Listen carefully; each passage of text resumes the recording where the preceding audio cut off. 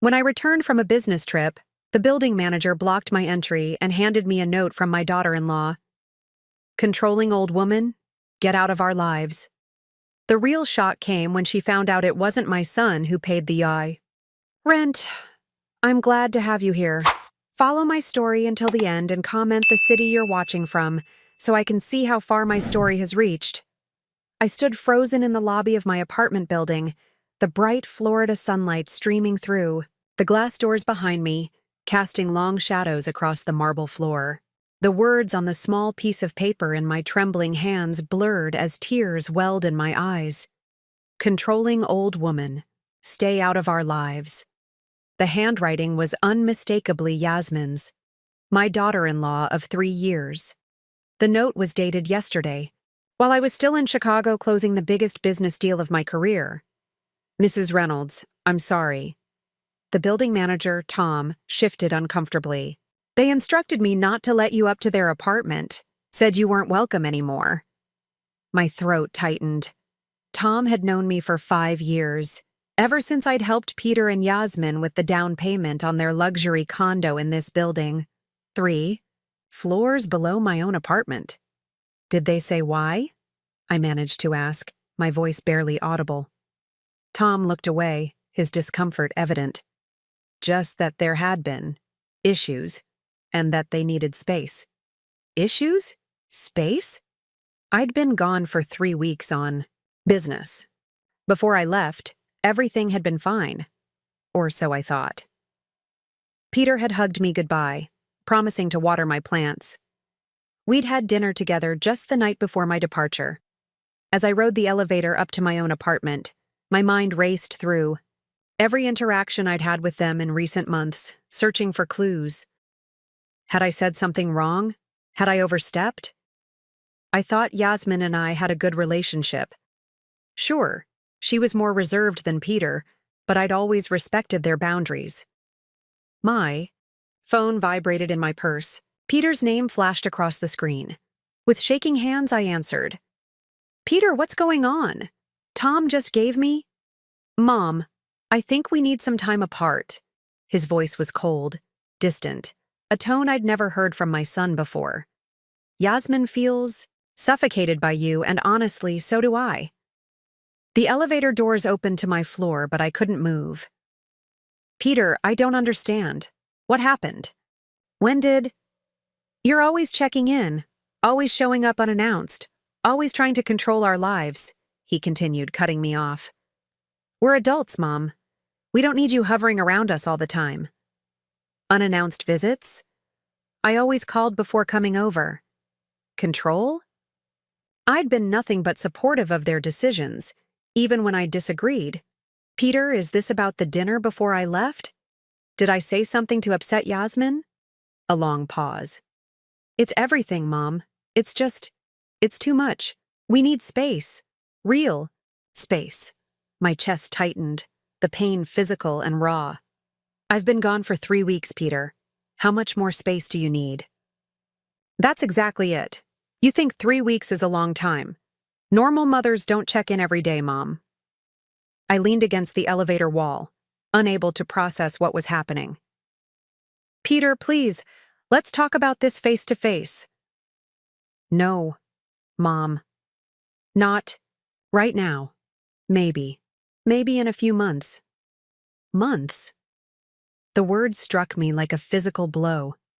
The truth was bubbling up inside me, a secret I'd kept for years to protect his pride. Peter, does Yasmin know I've been paying your maintenance fees? That I covered the down payment? Silence. Peter, what are you talking about? I pay our bills. The realization hit me like a tsunami. He genuinely didn't know. For 3 years, I'd been quietly transferring money into their account, making it look like the automatic deductions for their maintenance fees were smaller than they actually were. I'd wanted him to feel independent, to build his confidence. The down payment had been framed as a loan he'd been paying back in small amounts that went straight into an account I'd set up for their future. I've been helping, Peter. I didn't want you to struggle. I thought. My voice cracked. You're lying, he said flatly. "You're trying to manipulate me, just like Yasmin said you would." Yasmin said. My blood ran cold. "Don't call us, Mom. Don't."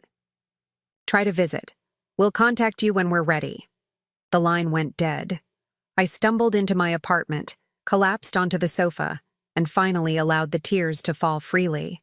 After everything, after all the sacrifices, all the quiet support, all the love, this was my reward? A cruel note and a colder phone call? The framed photo on my coffee table caught my eye. Peter at his college graduation, his arm around my shoulder, both of us beaming. I was 42 then, a widow of 7 years who'd worked 2 jobs to put him through school. Now, at 58, I found myself more alone than I'd ever been. What had Yasmin told him about me? And why would he believe her over his own mother? 3 days had passed since that devastating phone call with Peter. 3 days of unanswered texts, declined, calls, and a hollowness in my chest that nothing could fill. I moved through my apartment like a ghost, touching the photographs that chronicled our life together. Peter's first day of school, his high school graduation, his wedding to Yasmin. I traced his face in each one, wondering how we'd arrived. Here. In the silence of my apartment, memories flooded back. Robert, my husband, had died of a sudden heart attack when Peter was just 11. The shock of becoming a widow at 34 had nearly destroyed me, but I couldn't fall apart, not when Peter needed me more than ever. I remembered the nights I'd spent at our kitchen table, bills spread out before me, calculating how to stretch, my teacher's salary to cover mortgage payments, insurance, and Peter's private school tuition. The weekends spent working retail instead of attending his soccer games. The lonely evenings when I'd sit outside his bedroom door, listening to him cry for his father, feeling utterly helpless. But we'd survived. I took night classes, earned my MBA, and slowly climbed the corporate ladder while raising my boy alone. When Peter earned a scholarship to college, I'd wept with pride. When he landed his first job at a marketing firm, I'd framed his business card. And when he met Yasmin during a work conference 5 years ago, I'd welcomed her with open arms, desperate for him to find the happiness he deserved. My phone buzzed with a text from Martha, my closest friend since college. "How are you holding?" "Up." "Still coming for dinner tonight?" I'd forgotten all about our plans. The thought of socializing, of pretending everything was fine, felt impossible. But the alternative was another night alone with my thoughts. "I'll be there," I replied. Later that evening, sitting at Martha's dining table, I finally let the full story spill out. Martha listened intently, her forehead creasing with concern. "Evelyn, this doesn't make sense," she said, refilling my wine glass. "Peter adores you, always has. Apparently not anymore." My voice cracked. "You should have heard him, Martha. So cold, so distant, like I was a stranger." Martha reached across the table, squeezing my hand. "This has Yasmin written all over it. I never liked how she looked at you, even at their wedding. I'd noticed it too. The slight narrowing of Yasmin's eyes whenever Peter and I shared an inside joke, the way she'd interrupt when we reminisced about the past, the subtle comments about unhealthy attachments between mothers and sons. But why would Peter believe her over me? After everything we've been through?" Martha sighed. "Men can be blind when it comes to manipulative partners. Remember David's wife? How she slowly turned him against his entire family? It took him years to see the truth." I stared into my wine, remembering how Yasmin had reacted when I'd given them a family heirloom for their first anniversary, my grandmother's antique clock. She'd smiled thinly, then later I'd overheard her telling Peter it was obviously a way to mark your mother's territory in our home. The clock had mysteriously broken a month later. "I just don't understand what I did wrong," I whispered. "You didn't do anything wrong," Martha said firmly. "But I'm willing to bet Yasmin's been poisoning Peter's mind against you for months, maybe years. Little comments here and there, twisting your words, your intentions. The realization dawned on me slowly. She told him I was controlling, that I was suffocating them. Martha nodded grimly. Classic isolation tactic. And now she's convinced him you're lying about the financial support. I never wanted him to know, I admitted. His father was so proud, so independent. Peter inherited that trait. I thought I was protecting his dignity. You were, Martha assured me. But Yasmin's using your silence against you now. That night, I couldn't sleep. I kept imagining Yasmin whispering in Peter's ear, turning my son against me one conversation at a time. Had she been planning this all along? Was this why she'd suggested they move into the same building as me, to keep an eye on me while she worked her manipulation? Around 3 a.m., I gave up on sleep and opened my laptop. With trembling fingers, I logged into my bank account, scrolling. Through years of transactions, monthly transfers disguised as investment returns, the down payment classified as a business investment, maintenance fees quietly covered through an account Peter didn't even know existed. All done out of love. All done to give my son the stability and confidence I thought he needed after losing his father. I'd never wanted recognition or gratitude. I'd only wanted him to be happy. A notification popped up on my screen, an email from Peter. My heart raced as I clicked to open it, hope flaring briefly in my chest. But the message was short, cold. Mom, please stop calling and texting Yasmin. She's upset and doesn't want to talk to you. I've attached a document from our lawyer requesting that you respect our boundaries. If you continue to harass us, we'll be forced to take further action. Harass them? I hadn't contacted Yasmin once since that terrible phone call. The attached document was a formal cease and desist letter, threatening legal action if I persisted in unwanted communication. My hands shook with a mixture of shock and rage. This wasn't just a misunderstanding. This was a calculated attack. For the first time since Robert died, I felt truly alone. My son, the boy I'd raised alone, sacrificed everything for, loved with every fiber of my being, was now a stranger weaponizing the law against me. What had Yasmin told him to make him hate me this much? And what would she do next, now that she'd successfully severed the bond between mother and son? 2 weeks after receiving the cease and desist letter, I stood outside their apartment building, my heart pounding in my chest. I knew I was risking further legal action, but I couldn't accept losing my son without at least trying to understand what had happened. Tom, the building manager, spotted me immediately. "Mrs. Reynolds," he said, his voice low with sympathy. "I'm not supposed to let you in." "I know, Tom. I'm not asking you to break their rules." I handed him a small envelope. "Could you just give this to Peter? It's important." Tom glanced around nervously before tucking the envelope into his pocket. "I'll make sure he gets it." Inside the envelope was a handwritten letter. No accusations, no desperate pleas, just an invitation to meet at Café Bleu, our favorite spot since Peter was in high school. Neutral ground where we could talk like adults. The next day, I arrived. At the cafe an hour early, choosing a quiet corner table away from the busy entrance. Each time the door opened, my heart leapt, hoping to see Peter's familiar face. By the time our agreed meeting time arrived, my coffee had gone cold, my hands fidgeting with napkins torn into tiny shreds. At 1:15, 15 minutes past our scheduled time, the bell above the door chimed. Peter walked in, his expression guarded. But he wasn't alone. Yasmin trailed behind him, her hand possessively clutching his arm. My stomach dropped. This wasn't the private conversation I'd hoped for. "Hello, Peter," I said, rising halfway from my seat. "Yasmin." Peter hesitated before sliding into the booth across from me. Yasmin followed, her eyes cold and calculating. "You have 15 minutes, Peter said flatly. Yasmin wanted to be here, for support. For control, I thought, but kept my expression neutral. "Thank you for coming." An uncomfortable silence fell over the table. I took a deep breath. "Peter, I don't understand what's happened between us.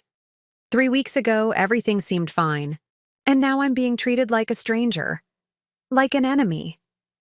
Peter shifted uncomfortably. Yasmin placed her hand over his, her engagement ring catching the light. "You know what you did, Evelyn," Yasmin said, using my first name deliberately, a small, power move she'd begun shortly after their wedding. "I honestly don't," I replied, struggling to keep my voice steady. "That's why I wanted to talk, to understand." Peter cleared his throat. "Mom, for years you've been smothering me, dropping by unannounced, calling constantly, trying to control every aspect of our lives." Each accusation felt like a knife twisting in my chest. "Peter, I always call before visiting. Always. When have I ever dropped by unannounced?" "Last month," Yasmin interjected, "when we were having dinner with my colleagues."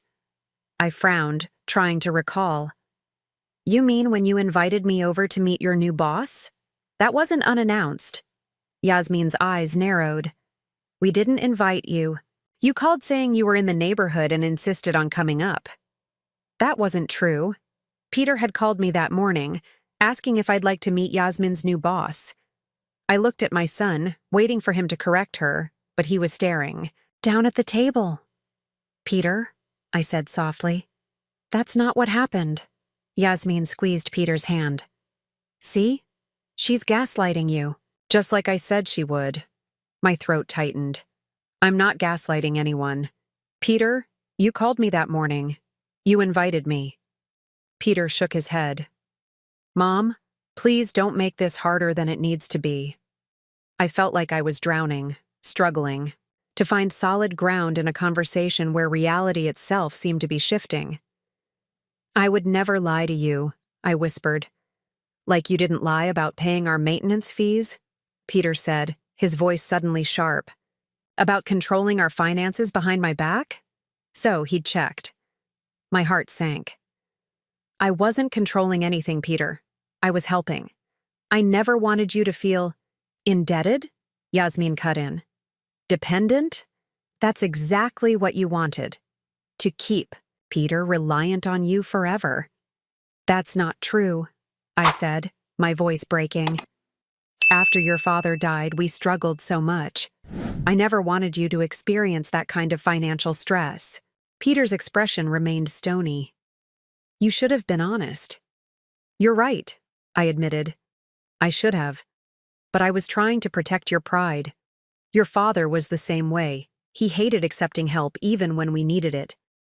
At the mention of Robert, something flickered in Peter's eyes. A brief softening, a flash of the son I knew. But then Yasmin shifted beside him, and the moment vanished. "We have news," Yasmin announced abruptly. "I wasn't going to tell you, but since we're here."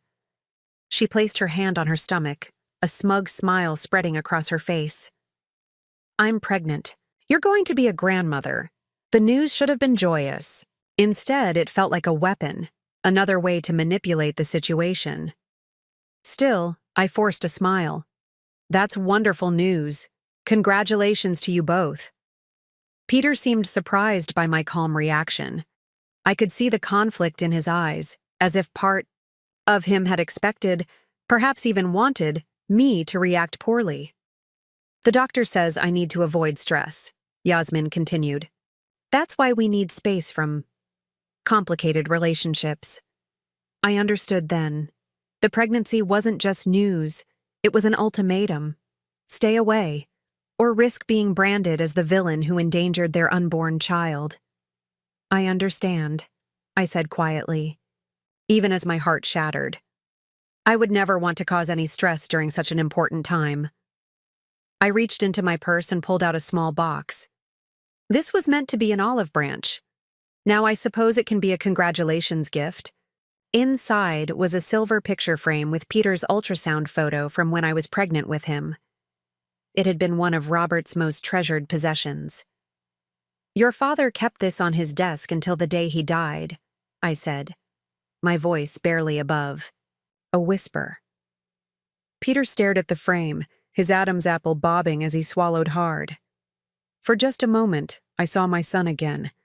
Not the cold stranger sitting across from me, but my beautiful boy. Then Yasmin spoke. "We should go. Your 15 minutes are up." After that disastrous meeting, I fell into a depression unlike anything I'd experienced since Robert's death. I stopped going to social events, barely managed to focus at work, and spent evenings staring at old photo albums, trying to understand how my relationship with my son had unraveled so completely. Martha became my lifeline, checking in daily and finally insisting I join her for dinner one evening. "You can't keep isolating yourself, Evelyn," she said, setting a plate of lasagna in front of me. "You're giving Yasmin exactly what she wants." "What else can I do?" I asked, pushing the food around my plate. "She's pregnant. She's using that to keep him away from me." Martha sat across from me, her expression serious. "Evelyn, there's something you should know.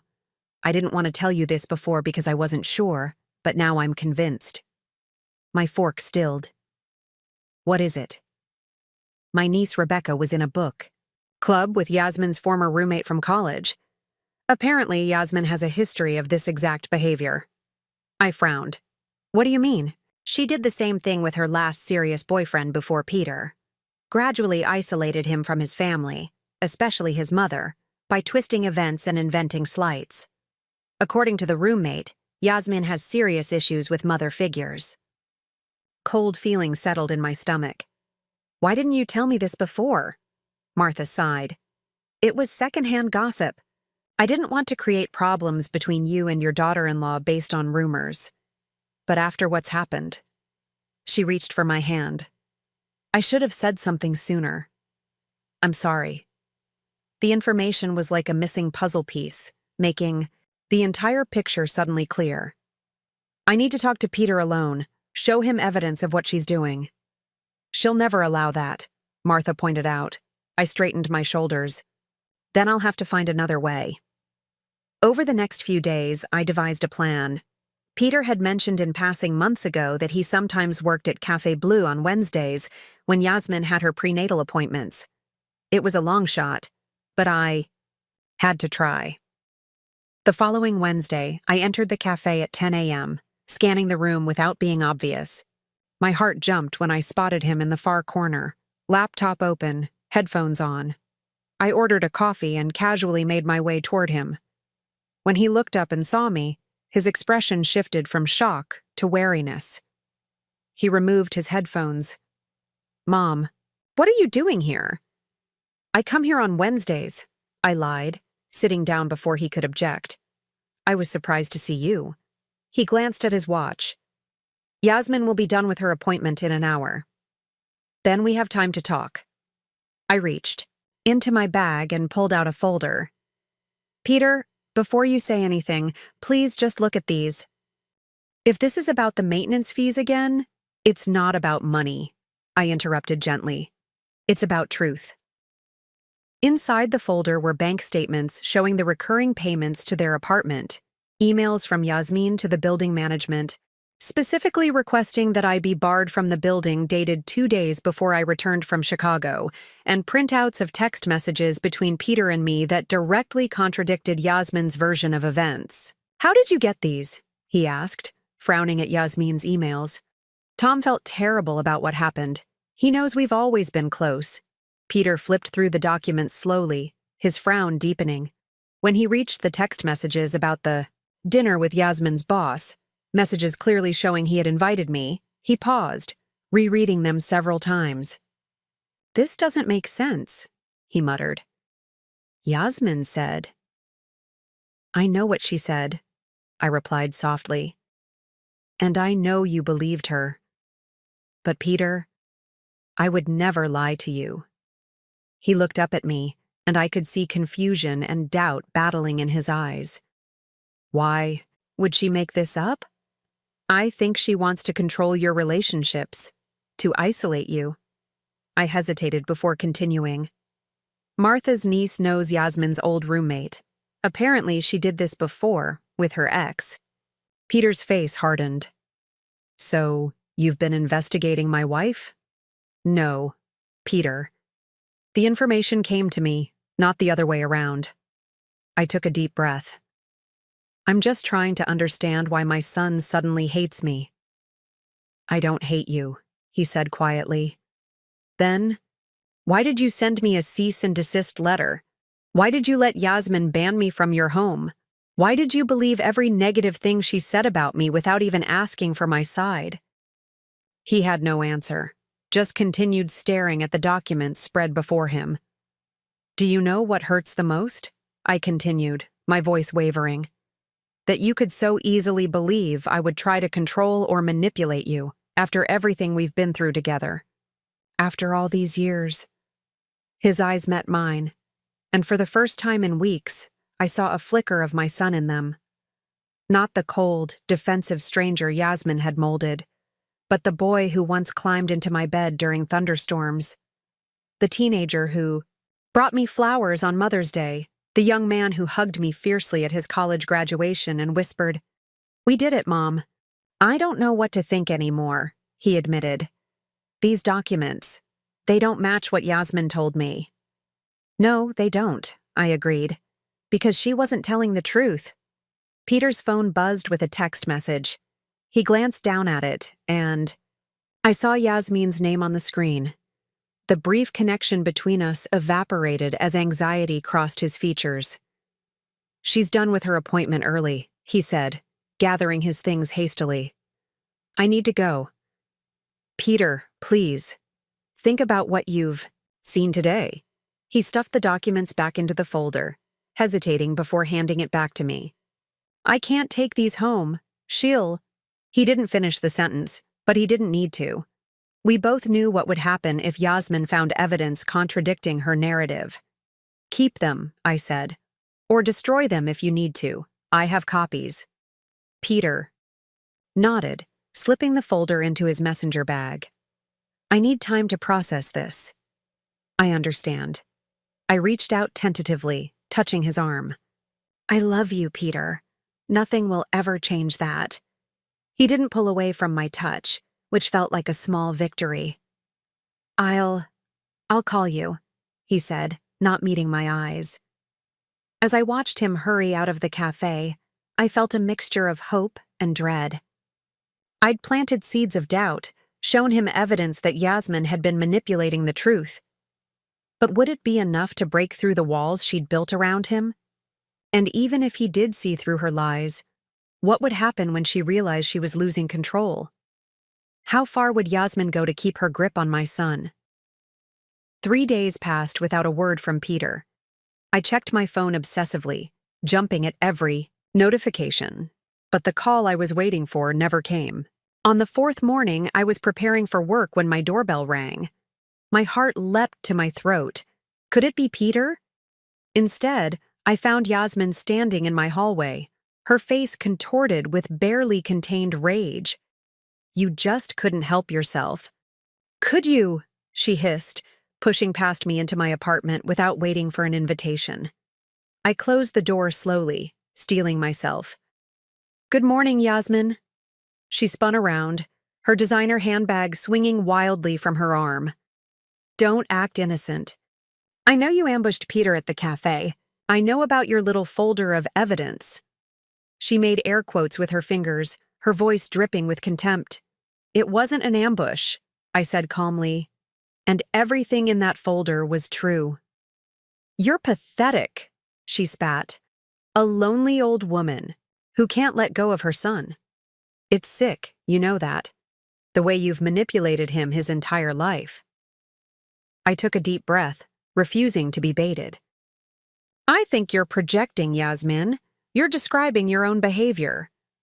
Her eyes narrowed. You think you're so clever. Peter told me everything. How you've been secretly paying our maintenance fees, trying to make us financially dependent on you.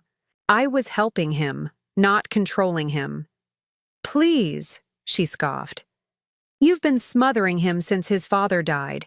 He never had a chance to become his own person because you were always there, hovering, making him feel guilty if he didn't put you first. The unfairness of her accusation stung like a physical slap. I worked 2 jobs so he could stay in his school after his father died. I postponed my own grief to make sure he was okay. Every decision I made was for his well-being, not mine. And you've been reminding him of those sacrifices ever since, haven't you? Poor Evelyn, the martyr mother. Her voice rose mockingly. Always making sure Peter knew how much you gave up for him, so he'd feel too guilty to ever put anyone else first. I shook my head, bewildered by the twisted version of our relationship she'd created. That's not true. I never— Save it, she interrupted. I know your type. My mother was the same way. Always the victim, always the saint. It took me years to break free from her manipulation. Suddenly, pieces fell into place. This wasn't really about me at all. Yasmin was fighting ghosts from her own past, projecting her mother's behavior onto me. Yasmin, I said gently, I'm not your mother. Something flickered in her eyes, vulnerability perhaps, but it was quickly replaced by renewed anger. Stay away from us, from my baby. You've lost Evelyn. Peter believes me, not you. Does he? I asked quietly. Is that why you're here? Threatening me? Because you're so confident in your control over him? Her face hardened. He's coming to pick me up in 20 minutes. When he finds out I came here, that you upset me in my condition— She placed a protective hand over her still flat stomach. It will be the final nail in your coffin. A wave of sadness washed over me. Not for myself, but for Peter and the grandchild that would be born into this web of manipulation. What do you want from me, Yasmin? To disappear from my son's life completely? That would be a start, she said coldly. I moved to my desk and pulled out my checkbook. Would money help? Is that what this is about? Her eyes glittered with interest, though she tried to hide it. You think you can buy your way back into our lives? No, I said honestly. I think I'm finally seeing clearly what you want. It was never about boundaries or feeling suffocated. It was about isolating Peter and securing financial control. You don't know anything about me, she snarled, but her eyes remained fixed on the checkbook in my hand. I know enough. I wrote out a check for $50,000, a significant sum, but one I could afford. I held it out to her. Take it. Consider it a parting gift. Yasmin hesitated, clearly torn between her greed and her desire to maintain the moral high ground. What's the catch? No catch. Take the money. Do whatever you want with it. I won't. Contact Peter again unless he reaches out to me first. Her hand darted out, snatching the check before she could reconsider. She studied it, making sure it was real, then tucked it into her purse. Smart decision, she said, her voice suddenly businesslike. I'll tell Peter you've agreed to respect our boundaries. I'm sure you'll tell him whatever serves your narrative. Yasmin moved toward the door, then turned back, a smug smile playing on her lips. It must be killing you, knowing I won. Knowing your precious son chose me over you. I didn't respond, which seemed to irritate her more than any retort could have. She wanted a scene, a confrontation she could report back to Peter as evidence of my instability. I wouldn't give her that satisfaction. Goodbye, Yasmin, I said simply, holding the door open for her. After she left, I sank onto my sofa, emotionally drained. Had I just made a terrible mistake? $50,000 was a lot of money, but it wasn't really about the money. It was about calling her bluff, seeing what she would do when offered a choice between maintaining her righteous indignation and taking a payoff. She'd chosen the money without hesitation, and that revealed everything about her true motives. I picked up my phone and dialed Martha's number. She took the bait, I said when she answered. You were right, Martha replied. She came straight to you the moment Peter started questioning her story, and she took the check. just like you predicted. Did you do what we discussed? I smiled grimly. Yes, it's all on video, including her admission that she went behind Peter's back to confront me. The security cameras in my apartment had captured everything. Yasmin's uninvited entry, her threats, her eagerness to take the check. Most importantly, they'd captured her admission that Peter didn't know she was there. What now? Martha asked. I sighed, looking at the framed photo of Peter and me that still held pride of place on my coffee table. Now we wait. She'll either cash the check, proving this was always about money, or she'll destroy it and double down on her lies. And if she cashes it, then I'll have proof of her real motives. Bank records don't lie. I paused. But it's still up to Peter to see the truth. I can't force him. As I hung up, I felt strangely calm. I'd done all I could. The rest was in my son's hands.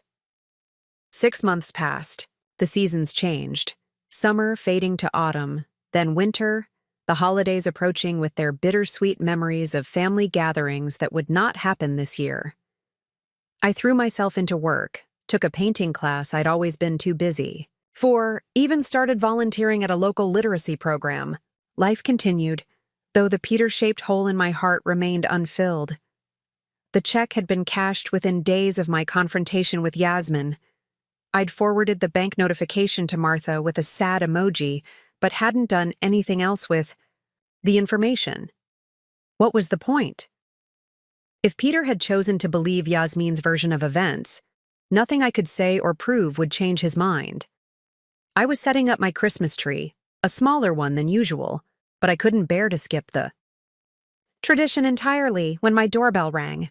Probably the delivery person with the new ornaments I'd ordered, I thought, brushing pine needles from my sweater as I went to answer. I froze when I opened the door. Peter stood in the hallway, hands shoved deep in his coat pockets, shoulders hunched against the December chill. "Hi, Mom," he said, his voice rough with emotion. My heart thundered in my chest. Peter. We stared at each other for a long moment, neither sure what to say next. He looked thinner, tired, with dark circles under his eyes that spoke of sleepless nights. "Can I come in?" he finally asked. I stepped aside wordlessly, afraid to hope, afraid to speak, lest I break whatever fragile thing had brought him to my door. He entered slowly, taking in the half-decorated tree, the boxes of ornaments spread across the floor, the holiday music playing softly in the background. Without a word, he picked up the silver star topper, the one his father had bought our first Christmas together, and turned it over in his hands. "You kept it," he murmured. "Of course I did," I replied. "It's our tradition." Peter set the star down carefully and turned to face me. "I've made a terrible mistake, Mom." The words hung in the air between us, precious and terrifying. "Would you like some coffee?" I asked, not ready yet to address the enormity of his statement. "I just made a fresh pot." He nodded, following me to the kitchen where we'd shared countless meals, homework sessions, late-night talks throughout his childhood.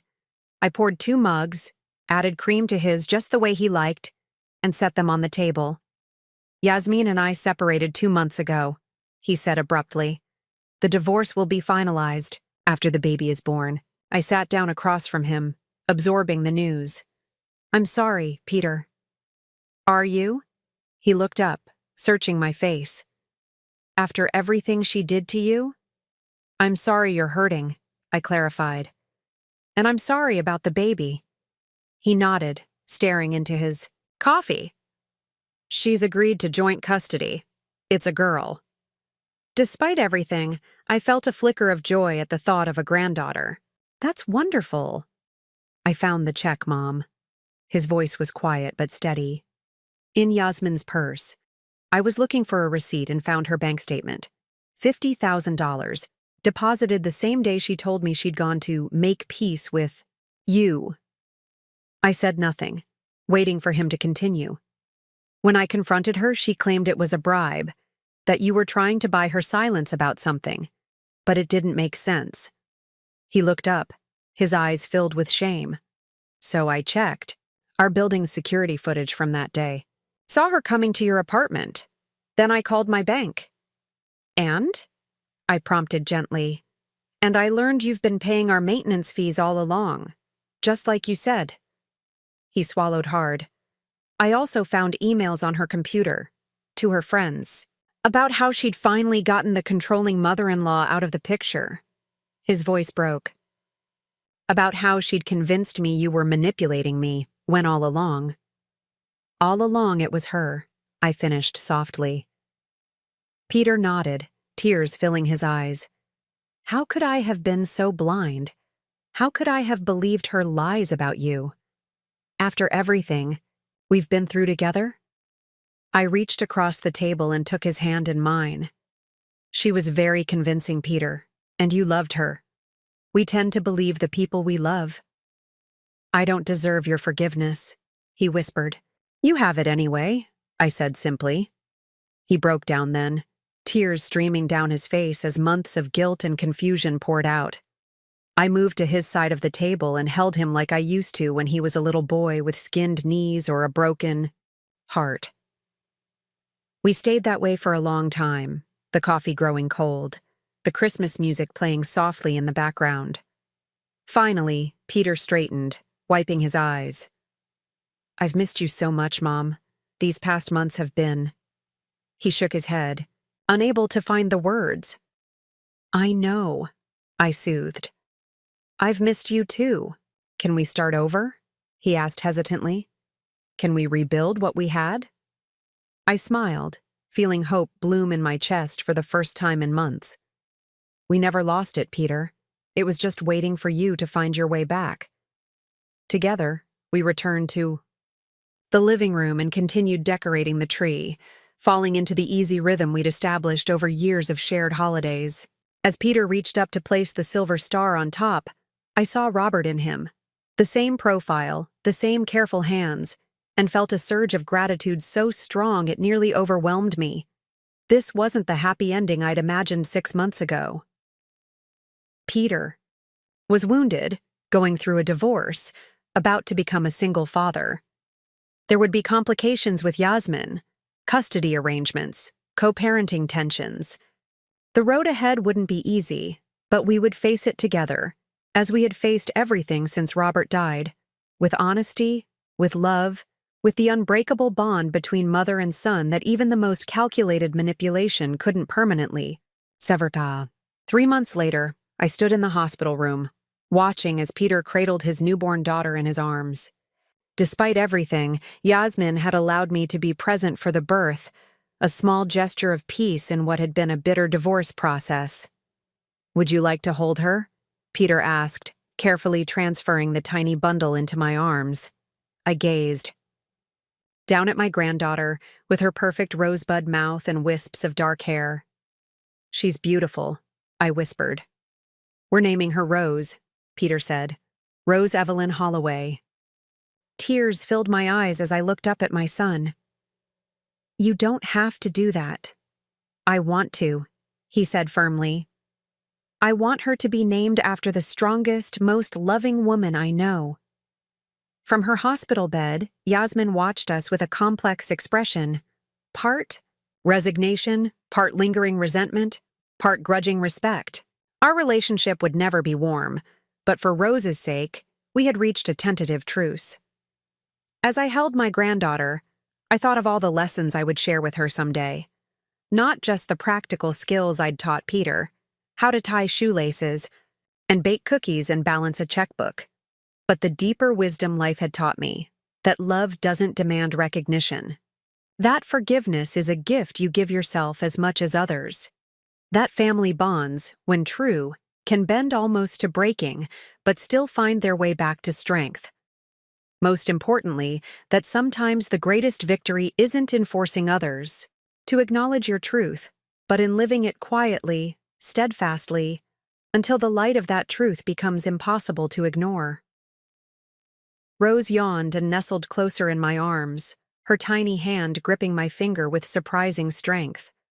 In that perfect moment, with my son beside me and his daughter in my arms, I knew that the silent legacy I would leave behind wasn't money or property or even my name. It was love, steadfast, patient, and unshakable, that would echo through generations long after I was gone.